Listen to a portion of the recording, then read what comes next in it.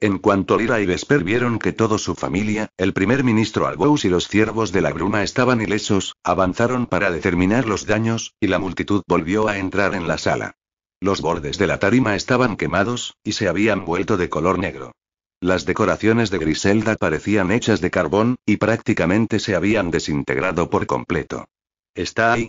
A Vesper se le quebró la voz cuando se acercó al soldado que había pisado el orbe para tratar de detener la explosión. Ciprián y varios de sus camaradas estaban arrodillados a su lado. Ciprián asintió, y una tristeza profunda se extendió por el pecho de Lyra, como si el fuego la hubiera quemado por dentro. Vesper se volvió hacia Griselda, cuyo rostro seguía enterrado entre la ceniza que había alrededor de la tarima. Lord Tyrone tenía una mujer en la enfermería, gruñó el rey. Y un bebé de camino. Vesper recogió la espada del soldado y la sostuvo sobre el cuello de Griselda. Deberías morir bajo su arma, declaró, y se tensó para blandirla en un movimiento fatal. Lyra lo agarró de los hombros para calmarlo y hacer que se le relajaran los músculos que se habían tensado bajo su ropa. Juntos, le explicaremos a su mujer su acto heroico. Pero déjame acabar con esto. Me encargaré de que pague con lo que más ama. Vesper, que se esforzó por recuperar el control, dejó caer la espada al suelo, que resonó con un golpe metálico. Acto seguido, se sentó en su trono chamuscado con una expresión tan severa y formidable como las puntas de sus coronas de hierro. La multitud de personas se quedó quieta, y Lyra oyó las respiraciones de todo el mundo que estaba en la tarima. Después, clavó la vista en el primer ministro. El hombre dio un paso hacia adelante, su mirada inteligente roja a causa del humo, y juntos anunciaron el veredicto de la sentencia de Griselda. Tía Griselda, una vez me dijiste que toda la magia de mi cuerpo no podía compararse a una vida de sabiduría como la tuya. Sin embargo, te he vencido con solo una pestaña. Tus poderes no sirven de nada contra mí o mi rey. Los 2 reinos por lo que has asesinado y conspirado ya no son cosa tuya. Vesper y yo nos encargaremos de ellos. Crearemos herederos para que gobiernen después de nosotros para mantener la sangre de su padre en el trono para siempre. Y por este último acto mortal. Y Lyra hizo una pausa y señaló hacia los hombres que estaban transportando el soldado muerto fuera de la sala. Borraré el nombre Griselda de la historia de Eldoria, junto con cualquier registro sobre tu parte en la realización de la profecía. Solo el nombre Glistenda permanecerá en los libros. La pequeña princesa cuya piel se amorataba con la simple caricia de una pluma. Sin voz, sin gloria ni historia. Olvidada para siempre. Esa es tu justa recompensa, y mi regalo para ti. El primer ministro Albous sonrió durante las últimas frases que le dictó Lyra. Griselda alzó la cabeza y los miró fijamente con el rostro compungido de ira. Sus chillidos juraron vengarse mientras Lyra ordenó a los guardias que se la llevaran de allí. La multitud despidió a la reina regente con siseos y gritos que se convirtieron en suspiros de alivio y en elogios para Lyra cuando la joven se dirigió a la tarima y se sentó en su trono. Vesper le agarró de la mano, y la dureza de su ceño se suavizó. Gracias, le susurró a su reina. Entrelazando sus dedos con los de él, Lyra dejó el pasado y todo lo malo que le había ocurrido de lado y miró hacia el futuro y la promesa de una boda que brillaba como las estrellas que había tras los ojos oscuros de su rey. 32. Un cielo lleno de estrellas y sol. Unas horas después, las cortes de Eldoria y Nerecet siguieron la procesión de la boda a través del terreno nevado iluminado por la luz de la luna hacia la calidez de nunca noche para presenciar el destello del amanecer y el intercambio de votos que sanaría los 2 reinos. En aquel momento, Griselda se despertó en una caja completamente a oscuras con la sensación repugnante de patas y alas de insectos rozándole la piel. En el ataúd no entraba ni un solo rayo de luz, por lo que Griselda no podía ver a sus atacantes. Lo desconocido hizo que se le formara un nudo en el estómago, se le secara la lengua y se le cerrara la garganta. Cientos de patas delicadas se arrastraban por todo su cuerpo y sobre su cabeza rapada, y Griselda se retorció para tratar de quitárselas de encima. Con el movimiento, sus cuernos chocaron contra la madera, y una oleada de dolor le recorrió la cabeza. Acto seguido, le vinieron arcadas, ya que se había olvidado de su mutación.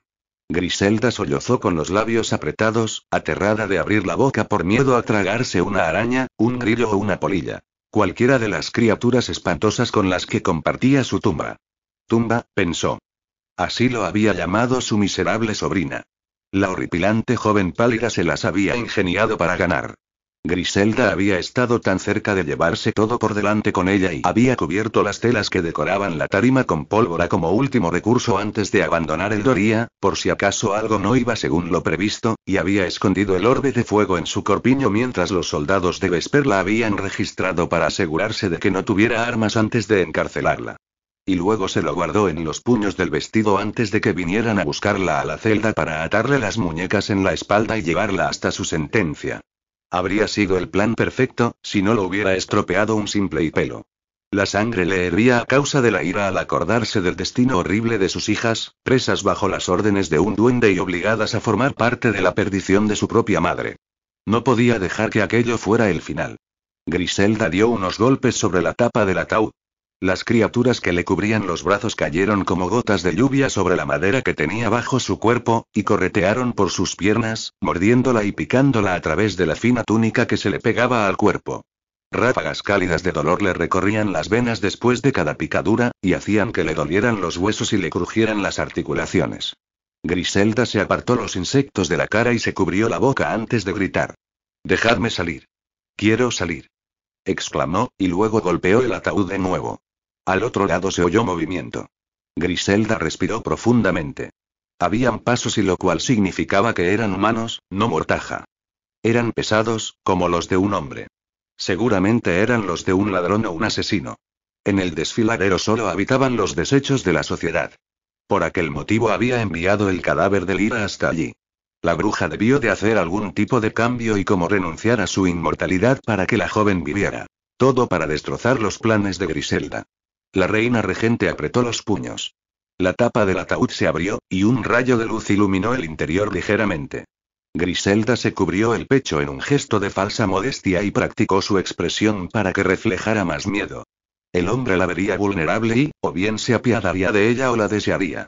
Griselda utilizaría sus artimañas para librarse de él y vengarse de todo el mundo. De su sobrina, del príncipe arrogante, de la bruja y de ilusión. La plaga de insectos retrocedió de su cuerpo y se escondió entre las sombras de la caja a medida que la tapa se deslizaba hacia un lado, bañándola con una luz verdosa.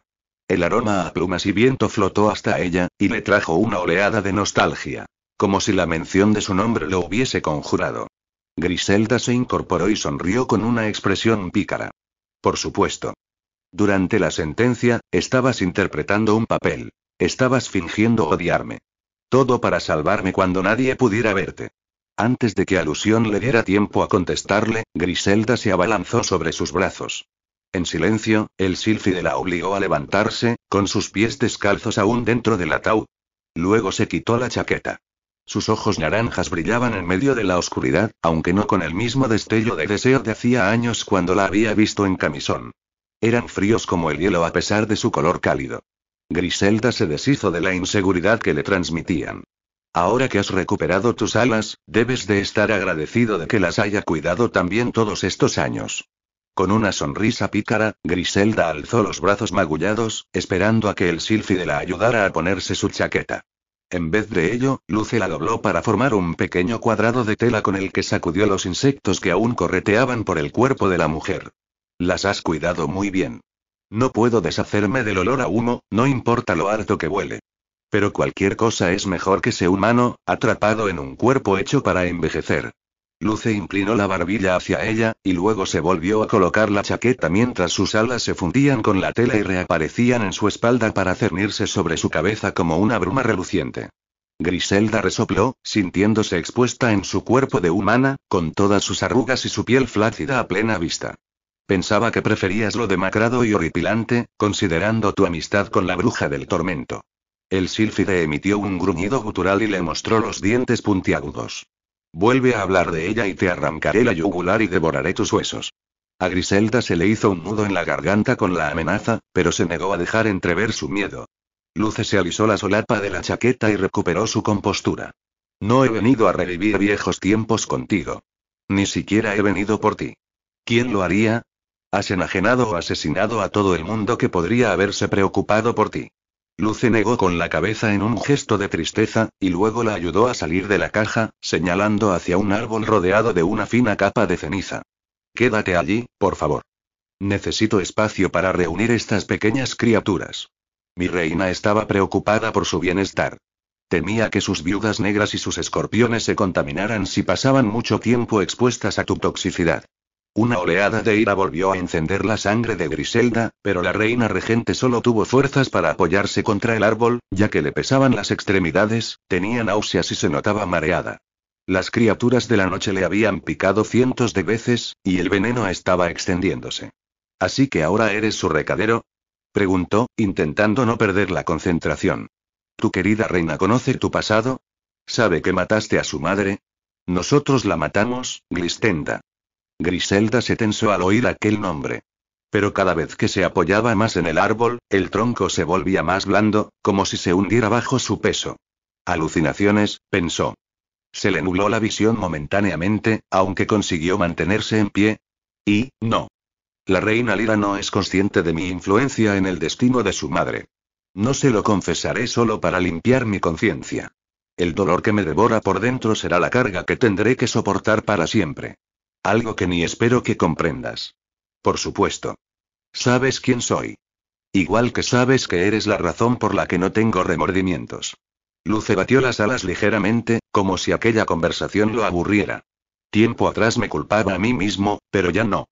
No influencié tu decisión. No utilicé ninguno de mis poderes de Sílfide aquel día.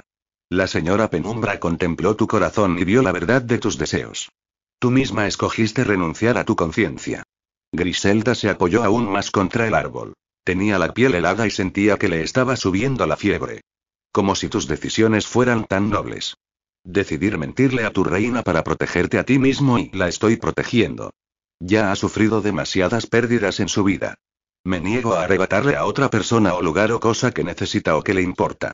Aunque nunca seré su recadero, o soldado, o ningún miembro honorable de la corte, me pasaré el resto de mi vida eterna atado a una parte del cielo, unido a ella, contestó el sílfide. Elusión sacó varios tarros de una bolsa y luego se agachó para meter a cada criatura en uno con delicadeza. Si ella me llama, siempre regresaré a su lado. Habrá labores que necesitarán que se lleven a cabo y que solo un sílfide podrá hacer, añadió, y luego volvió a meter todos los tarros en la bolsa. ¿Cómo convencer a una reina regente corrupta para que piense que va un paso por delante de ellos cuando en realidad están clavando el último clavo en su ataúd? Un clavo con la forma de una caja llena de recuerdos. Es bastante apropiado, ¿no crees? Yo, engañándote del mismo modo que una vez engañé a la reina del Doria por ti. Griselda gritó e hizo el ademán de abalanzarse sobre el sílfide, pero se quedó pegada al árbol, inmóvil. Las ramas le habían agarrado por los cuernos pero no eran ramas de verdad. Eran brazos, manos y dedos camuflados. Griselda se retorció para liberarse, y se quedó helada cuando un grupo de siluetas sin forma salieron de detrás del tronco, observándola con sus grandes ojos blancos. A Griselda se le paró el corazón. No. La señora Penumbra emergió de entre las sombras, y Griselda gritó aún más fuerte. Elusión alzó la bolsa y luego sacó la caja. Alternó la mirada de la madre mortaja al resto del colectivo que rodeaba a Griselda. La deuda de Crony queda pagada. Igual que la mía, anunció, y cuando Luce tiró la caja a los pies de Griselda, levantó una nube de polvo. Ya no tenemos asuntos pendientes. Ahora, si me disculpas, tengo una boda que atender. Nos vemos en el otro lado de la luna, señora Penumbra. La criatura soltó una risa. Tan encantador como siempre, Elusión. Me alegra que hayas vuelto a tu forma original. Espero que hoy sea el principio de la noche de Eldoria. Espera. No me dejes. Exclamó Griselda, pero el sílfide se bebió una sustancia oscura de un vial y desapareció. La caja a los pies de Griselda se movió. Incluso aunque su nombre no hubiera estado tallado en ella, habría sabido que el contenido le pertenecía y habría reconocido el ruido que procedía de dentro y el batir de las alas y los llantos que chillaban con la voz de sus múltiples crímenes. No, por favor. No quiero sentir. La señora Penumbra esbozó una sonrisa espantosa y, acto seguido, le arrancó el vestido a Griselda. ¿Verdad que te avisé, pequeña princesa? De que llegaría un día en que volverías buscando nuestra compañía. ¿Acaso no predije que necesitarían un lugar donde esconder todos aquellos pecados retorcidos con las ramas de un árbol? Dijo la señora Penumbra, y dirigió la mirada hacia la cabeza rapada de Griselda. Sollozando, la reina regente se dejó caer, y solo los cuernos que emergían de su cabeza y que estaban amarrados al árbol la mantuvieron en pie. Los dedos raquíticos de la señora Penumbra abrieron la caja para dejar escapar los estorninos de alas azules que habían estado revoloteando dentro. ¿Y acaso no te mostré la misma misericordia que tú practicaste durante toda tu vida? Ni más y ni menos. Líneas negras se extendieron sobre la piel de Griselda con la forma de arañas y escorpiones. Se escabulleron bajo la superficie, le rodearon los brazos y se extendieron por el resto de su cuerpo hasta que sus manos no fueron las únicas extremidades que estaban infestadas y todo su ser lo estuvo. Griselda tembló ante aquella intrusión y cayó de rodillas. Su cuerpo se volvió ligero y su piel empezó a transparentarse, por lo que no había ninguna barrera que impidiera que los estorninos le picotearan los huesos. Sus patas y sus picos le destrozaron los órganos y los intestinos, y le clavaron la angustia y el remordimiento de todos sus crímenes en cada rincón de su ser. Envenenamientos, pociones destructivas, infancias rotas. Sus propias hijas forzadas a pagar por sus pecados con sus vidas. Pasado, presente y futuro.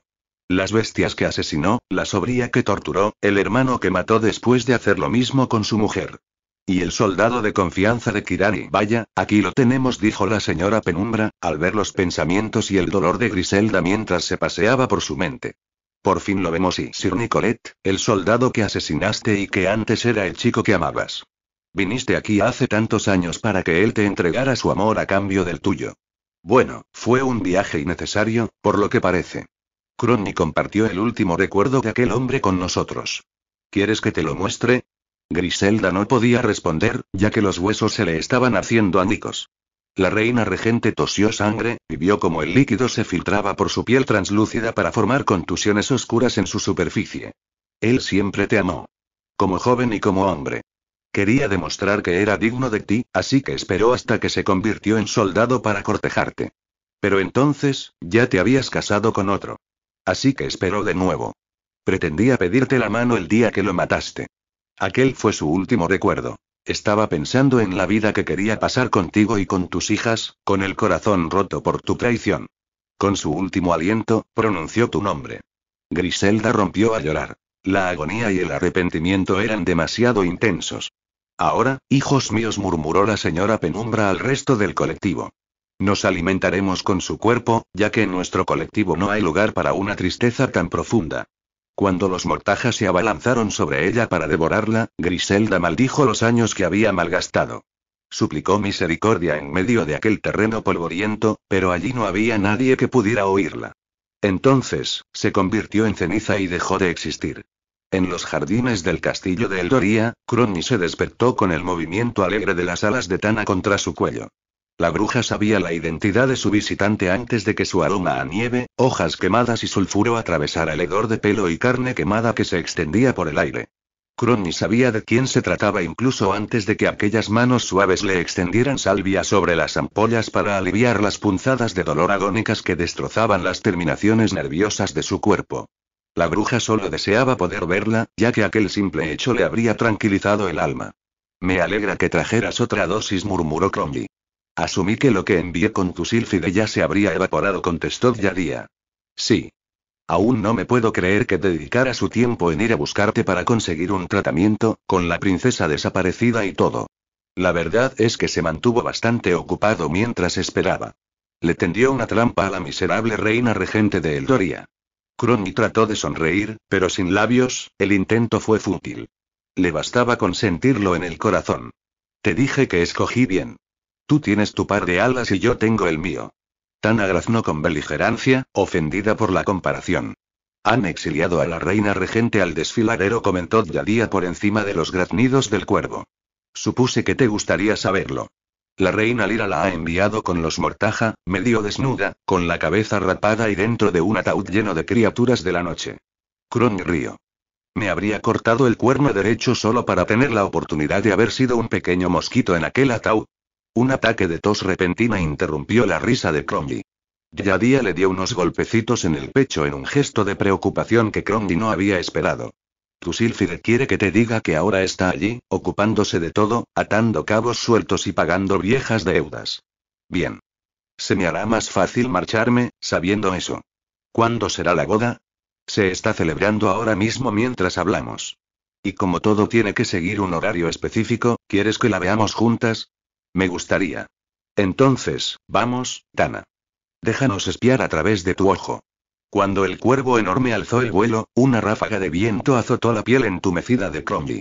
El batir de sus alas se volvió cada vez más distante, y un silencio incómodo se estableció entre ambas. Crony trató de pensar en algo que decir. Alguna forma de no detener los cumplidos, ya que no estaba preparada para oír la ristra de disculpas de los errores que había cometido en el pasado. Bueno, fuiste y lo hiciste, dijo finalmente Yadia. Devolviste a la muchacha a la vida y le robaste los recuerdos para ceñirte a las reglas. Tomaste un gran riesgo. Igual que tú al dividir al joven príncipe en dos. Ah, sí, ambas sabemos lo importante que eran. Ha sido difícil ocultar la profecía todos estos siglos, esperando el momento adecuado para compartirla con los humanos. Esperando a que aquellos dos nacieran y llegaran a la edad necesaria para que los reinos abandonaran la apatía que sentían el uno por el otro. Casi había perdido toda esperanza. Pero por fin y nuestro momento llegó. Luego todo se torció y, sin embargo, el destino se aseguró de que se encontraran el uno al otro, a pesar de todos los contratiempos con los que se encontraron por el camino. Me siento tan aliviada. Si no hubiera sido así, no hubiéramos tenido esta oportunidad para arreglar nuestros errores. A Crony se le aceleró el pulso. ¿Nuestros errores? He estado ciega durante mucho tiempo. Igual de ciega que tú hoy. Tengo 3 ojos, pero ninguno de ellos pudo ver en lo que se había convertido mi hijo y la destrucción que pretendía desencadenar sobre el mundo.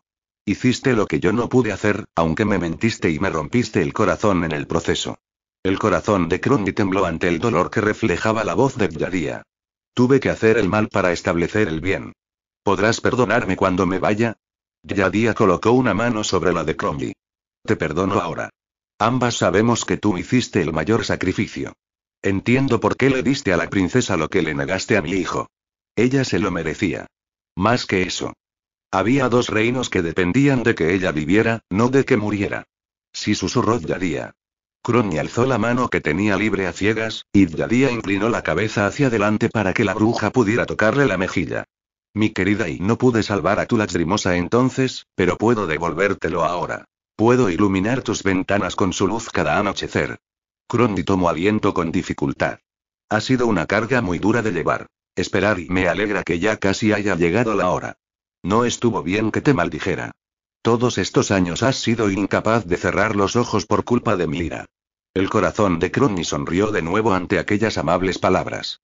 Tranquila. De todos modos, tenía que estar alerta y para no perder la oportunidad, para no pasar por alto el recipiente de mis poderes de resurrección. Sabía a lo que tenía que renunciar para compensar el daño que hice en el pasado. Tener los ojos abiertos me hizo estar atenta. Ahora pronto podré descansar. Sí. Supongo que ambas podremos. Yadia se esforzó para soltar una risa delicada, pero estaba teñida de tristeza. Dime, ¿qué piensas de mi pequeña para el chico de tu reino? Yadia apartó con delicadeza los pocos mechones que habían quedado colgando de la cabeza de Crony. Es todo cuanto su reina tendría que ser. Lista, aventurera e indomable. Audaz con sus pasiones, pero dulce y tierna a la vez. Es un equilibrio para la brutalidad de Vesper, pero solo cuando es necesario. Lyra tiene un don con nuestro rey. Él la respeta, la valora y se dirige a ella como si fuera una extensión de su propio cuerpo. No cabe duda de que aportarán prosperidad y paz a ambos reinos. Está claro que son los únicos que podrían hacerlo, comentó, y en cuanto lo dijo, a Yadia se le cortó la respiración. La hechicera se incorporó y estrechó la mano de Crony. Tana ha llegado al arboreto. Está buscando un sitio donde apoyarse para ofrecernos unas buenas vistas. ¿El arboreto? ¿Qué pasa con la falsa luz del sol? La piel de Lyra es muy delicada. Ya no. Absorber la maldición de luz solar que corría por las venas de Vesper y vencerla la ha hecho más fuerte. Ahora no tiene la piel más delicada que cualquier otro nerecedino. Al curarlo a él, se sanó a sí misma. Crony soltó una risa de satisfacción. Eso demuestra y que los trueques no tienen por qué ser algo malo. La bruja no necesitó ver cómo Yadia asentía, para saber que estaba de acuerdo con ella. Dame la mano. Yadia guió los dedos chamuscados de Crony hacia la cuenca vacía que tenía en la frente. En cuanto la tocó, Crony vio todo lo que Tana y la hechicera estaban contemplando. Clara y vívidamente. Entre la celosía que cubría el espacio se veía una gran expansión de prados, campos, estanques y lagos bañados por la suave luz de cientos de luciérnagas que danzaban en la ligera brisa. Una procesión de invitados y testigos se extendía desde el puente que llevaba a la entrada de hierro hasta un conjunto de flores salvajes bajo un olmo sobre una colina en la distancia. Allí esperaba un zorro solitario, sentado en sus patas traseras. Crony rió por dentro, ya que no le sorprendió que Luce hubiera adoptado aquella forma. Al fin y al cabo, el sílfide no podía permitir que lo pillaran llorando. El cuervo aterrizó en un candelabro dentro del santuario, bloqueando la fuente de luz y evitando que llegara al techo. Nadie pareció darse cuenta ni importarle aquel hecho. Todo el mundo estaba concentrado en el rey y la reina que acababan de coronar mientras entraban por el umbral del templo, agarrados de la mano, mirándose el uno al otro con deseo y anticipación. Eran hermosos. Luz y oscuridad, uno al lado del otro, magullados pero delicados, representantes de las dos entidades que una vez habían compartido el mismo cielo antes de que las separaran. Ambos estaban vestidos con trajes largos y forrados de piel y atados a la altura de la cintura. Las mangas de la túnica del rey le cubrían media mano. Un cinturón enjollado emergía entre los pliegues de su capa y la unía con la túnica yaguar embellecida con trenzas y botones de metal. El color de la tela complementaba el pomo de la espada incrustado con sodalitas que llevaba colgando de la cintura. El filo casi tocaba la punta de sus botas negras. Era un arma de la familia que monarca tras monarca había heredado del anterior en la casa de Astraeus. Crony recordaba haberla visto en asambleas, atada a la cintura del rey Belimer, hacía muchos siglos. Y luego estaba mancha con un vestido brillante del mismo color azul que el de un cielo primaveral, con nubes de telaraña reluciente sobre la falda y las mangas en forma de campana, como si fueran encaje. Tenía salamandras alrededor de sus pies, con su piel viscosa que relucía como si se tratara de piedras preciosas. Su melena plateada, gruesa y lustrosa se acumulaba sobre un hombro en la forma de una trenza que le llegaba hasta la cintura, y estaba decorada con amatistas y flores. Su piel brillaba con la luz de la luna y de felicidad. Por fin parecía una princesa. La princesa Lyra. Pero no, ahora era una reina, y llevaba la corona de diamantes de su madre. Aquella mujer elegante y refinada a quien nunca conoció, la misma madre que Crony intentó ser para ella a su manera hosca y bruta. Sus intestinos quemados se retorcieron al pensarlo. Lo conseguimos, pequeña susurró, y luego se ahogó con un sollozo. Crony apartó la mano de la cuenca vacía de Gyadia, y ambas volvieron al presente. ¿Cronatia? Su compañera le agarró los dedos con firmeza. El destello del amanecer y el atardecer está a punto de tener lugar. ¿Por qué te has separado? ¿Es que acaso ese no es el mejor momento para hacer que un instante sea lo bastante legendario como para que nadie dude de su credibilidad? ¿A qué te refieres? El beso. Sí, a cuando se besen. ¿Quieres que el momento solo les pertenezca al rey y a la reina? Comentó Gyadia, con su mente en sincronía con la de Crony, igual que hacía tantos años. Perfecto. La hechicera se inclinó de nuevo, a punto de presionar los dedos en la cuenca vacía de nuevo. Crony dudó. Prométemelo. Los reinos nunca podrán saber la verdad. Que no hay ningún rey ni reina vivos que tengan el poder de afectar el sol y la luna. Que solo está en mí, a través del hechizo de luna de tu hijo. Que la profecía nunca fue sobre un matrimonio que reuniera los cielos de nuevo, sino de un amor verdadero que uniera los reinos. Gyadia suspiró. La magia puede arreglar muchas cosas, pero no las mentes cerradas. Harán falta las manos de todo el mundo para derrumbar paredes y reconstruir los reinos. Bien, entonces estos dos serán el fundamento. El ejemplo a seguir. Sí. Démosles un final de cuento de hadas sobre el que alzarse. Una especie de pedestal. Uno que no esperen. Y el mundo nunca volverá a dudar de la fuerza que hay detrás de la solidaridad. ¿Estás de acuerdo? Sí. Lo prometo. Gyadia agarró la mano de Crony de nuevo. Te veré en los cielos, Madame Cronatia Wisteria. Todas y cada una de las noches. Gyadia le dio la vuelta a la mano de Crony, y la hechicera presionó los labios sobre lo que quedaba de su piel chamuscada. Luego, guió los dedos de Crony hacia su frente para retomar la escena. La pareja de la realeza apareció de nuevo, delante de una tarima cubierta con una tela de seda blanca y decorada con flores de vinca pervinca y hiedra. Había pétalos de un violeta intenso de las rosas de panacea sobre un musgo color turquesa que cubría el suelo y se extendía más allá de la entrada al santuario, a través del puente y hasta la verja de hierro. En el otro extremo de la tarima, de cara a la novia y el novio, había dos sacerdotes, uno de Eldoria y otro de Nerecet, y cada uno llevaba una túnica adornada con los escudos de sus respectivos reinos. Ya se habían intercambiado los votos, ya que tenían las muñecas izquierdas unidas con lazos y espinas ceremoniales para representar la unificación de los reinos. El anillo de rosa de panacea que Crony había visto en una bolsa en la habitación secreta de las mazmorras ya descansaba en el dedo de la reina. En cuanto a Lyra, la joven tenía el ceño fruncido mientras se concentraba para deslizar la alianza metálica y negra por el dedo del rey. Ambos rieron ante aquella situación, y el amor y la esperanza que reflejaron sus rostros le dio a Crondi la fuerza que necesitaba para llevar a cabo el hechizo del mago oscuro, dejando que le invadiera la mente y que le helara la sangre. La voz y el rostro de Lagrimosa estaban ocultos en él, ya que se había fusionado con la luna, y cuando Crondi había interceptado aquel vínculo, al arrebatarle su último aliento y el hechizo, la luna había caído del cielo, exhausta e incapaz de aguantar sola contra el poder del sol. Por lo tanto, se había escondido debajo de la tierra, donde estaría a salvo. Ahora, Crondi tenía que utilizar el hechizo para devolver la luna hasta el Doria, donde la bruja estaba esperándola. Crondi se fundiría con ella. Le entregaría su espíritu junto con el de Lagrimosa para renovar la fortaleza de la luna y contener su poder. Juntos, ayudarían a la luna de volver a encontrar su lugar en el cielo junto al sol.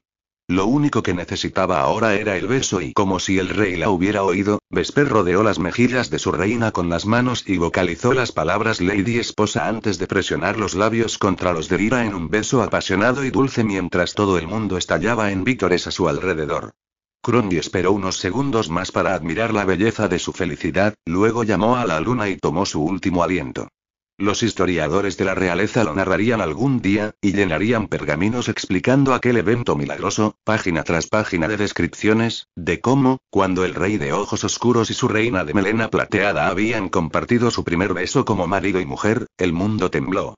Los nerecedinos que estaban fuera del arboreto relataron cómo los árboles que estaban encorvados por la tormenta se deshicieron de la nieve y el hielo que los cubrían y a erguirse, como si quisieran llegar a la luna mientras se introducían por la fisura reabierta de la tierra y se convertían en humo y nubes por arte de magia antes de desaparecer. Y del mismo modo en que la luna alzó el territorio de Nereced, los habitantes, el bosque, el castillo, el arboreto, la cueva Rigamort y sus ciervos de la bruma, y los duendes de la escarcha, el desfiladero de la ceniza cayó por la misma rendija y desapareció en la dirección contraria en su propia burbuja de magia, y encapsuló todos los residuos malignos de magia que encontró por el camino. Las espinas, las tierras yermas del Grim, los mortaja y los arbustos cadáver, los charcos y la ceniza.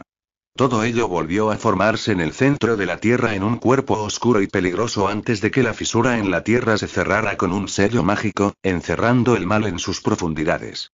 Una inversión, explicarían los pergaminos. Ya que a partir de aquel momento, los bosques de Nereced se situaron al lado de las montañas y los valles del Doria, ambos rodeados por el mar, como había sido en un principio. Cuando el polvo se asentó de nuevo, el sol, la luna y las estrellas compartieron el cielo durante un día, con una barrera de arco iris encantado para separar la luz de los dos. El sol, cálido y resplandeciente sobre los bosques de Nereced, incitó a sus habitantes de piel delicada a que salieran de sus casas y de la enfermería. Protegidos por la sombra, se expusieron a los rayos de sol atenuados y sintieron la luz solar de verdad por primera vez mientras la nieve y el hielo se derretían a su alrededor. Por encima del Doria, la luna y las estrellas los vigilaban con una luz demasiado delicada como para alimentar la madre selva. Copos blancos cayeron del cielo. En cuestión de horas, la plaga de vides que infestaba el territorio se desintegró bajo los mantos de nieve que se derritieron sobre un barro lleno de nutrientes. Los habitantes del reino lo celebraron, y se apresuraron a recogerlo en cubos para utilizarlo como abono en sus jardines y campos abandonados. Al día siguiente, el sol apareció con el amanecer sobre los dos reinos simultáneamente, y luego se puso con el atardecer para dejar paso a la luna, que reinó sobre la noche. El equilibrio se había restablecido en los cielos de la mano de un joven de estrellas y una muchacha con la voz de un pájaro cantor, justo como la profecía había predicho. Ambos reinos se unieron para festejar aquel acontecimiento y se congregaron alrededor de sus nuevos gobernantes para jurarles honor y lealtad. Durante la primera noche, la reina Lyra y el rey Vesper se sentaron entre asesores y miembros del consejo en el gran salón del castillo de Nereced. No habían podido estar solos desde el evento. Y Lyra había estado acordando con el primer ministro Albous diferentes planes para enviar el ejército y el consejo de Eldoria al castillo de Marfil de nuevo y asegurarse de que todo iba bien y que aún reinaba la paz, además de para informar a todo el mundo que su rey y reina llevarían a cabo un viaje de 2 semanas para llegar hasta allí y conocer a todos sus súbditos pronto. Vesper había enviado a su propio ejército a capturar a ladrones, asesinos y merodeadores que andaban sueltos por la provincia boscosa ahora que ya no vivían en el desfiladero. Sin embargo, Lyra le había dado una lista de los que creía que merecían misericordia por su papel en la liberación de Crombie de las garras de Griselda, y para los que tras algo de consideración, el rey había encontrado puestos de trabajo en el castillo relacionados con sus particulares talentos. Lyra y su rey acababan de dictar un tratado para derrumbar las paredes que amurallaban el arboreto y liberar a toda la fauna cuando la joven vio a la reina Nova, a Luce y a Yadía de pie en las puertas del gran salón. Lyra le dio un toquecito en el hombro a su rey, que alzó la vista del documento que estaba firmando. Quizá tienen noticias de Crombie, dijo la joven mentalmente. La última vez que había visto a Luce y a Yadía había sido a lo lejos, cuando el sol, la luna y las estrellas se habían extendido por el cielo como un fenómeno místico.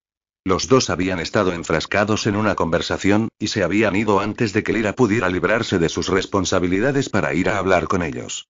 Ahora, al lado de su rey, la joven cruzó el salón abarrotado que iluminaba la luz de las velas y asintió con la cabeza a las personas que se arrodillaron tras su paso.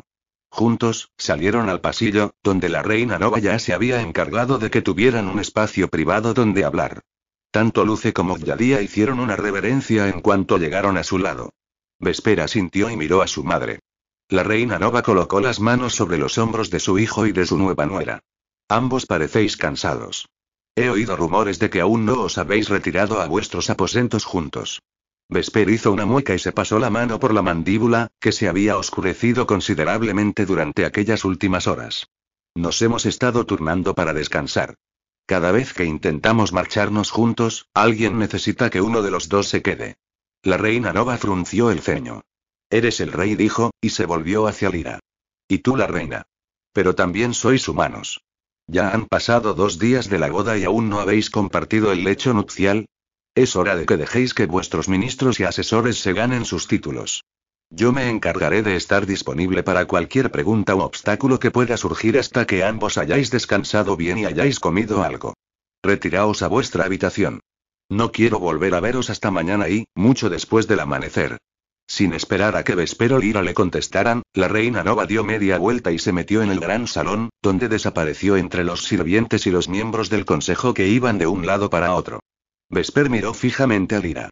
La muchacha sabía qué significaba aquel brillo en los ojos de su rey. Estaba retándola a hacer algo atrevido.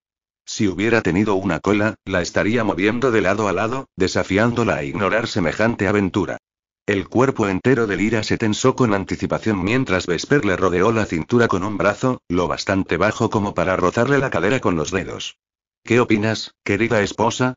¿Nos retiramos a nuestros aposentos para disfrutar de un merecido y esperado descanso? Vesper no parecía estar nervioso en lo más mínimo, pero Lyra ya lo estaba lo bastante por ambos. Lyra asintió con la cabeza, y se preguntó si Luce y Yadía se habían dado cuenta de lo mucho que se había sonrojado. Luce se aclaró la garganta y señaló con el brazo unas escaleras vigiladas por soldados. Deja que os escoltemos hasta allí. Es mi último deber antes de que renuncie a mi puesto como cinturón de castidad proverbial de la reina Lyra. A Lyra le dio un ataque de tos, y luego soltó una risa de sorpresa mientras caminaban hacia las escaleras. ¿Significa esto que ya no nos reñirás cuando nos ofrezcamos declaraciones de amor privadas en tu presencia? Preguntó Vesper, y atrajo a Lyra hacia su cuerpo para que sus músculos la rozaran con cada paso que daba. Luce rebuzó. Mi trabajo como carabina ha terminado. Tu madre es una mujer formidable. Tiene nietos en mente, y no soy tan estúpido como para entrometerme en el camino de los herederos. Ni yo tampoco, respondió Vesper en un tono grave y seguro. Lyra sonrió, y sus nervios se convirtieron en una sensación dulce y hambrienta. Majestad, dijo Yadía para captar la atención de Lyra, y se colocó al lado de ella. Tengo la esencia de tu voz, comentó, y le entregó un tarro de cerámica con una tapa de tela sellada con cera y sujeta con un cordel. Cuando estés lista, solo tienes que beber el contenido. Después Yadía fijó sus ojos felinos en Vesper. El tercer ojo estaba cerrado.